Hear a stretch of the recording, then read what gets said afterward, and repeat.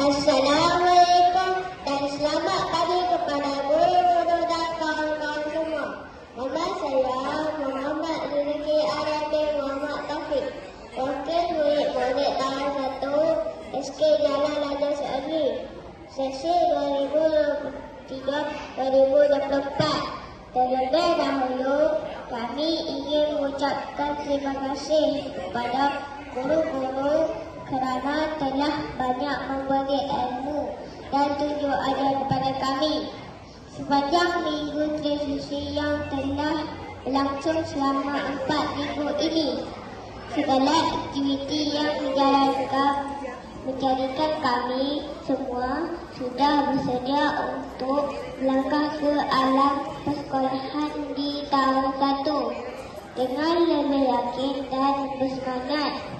Sesungguhnya, jasa dan pengorbanan cikgu-cikgu tidak akan kami lupakan dan akan menjadi kenangan yang abadi dalam ingatan. Sebelum saya mengakhiri ucapan saya pada pagi ini, izinkan saya membacakan serangkap pantun.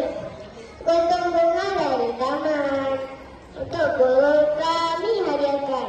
Pesan guru jadi pedoman, mendorong kami mencapai kejayaan. Sekian, terima kasih cikgu.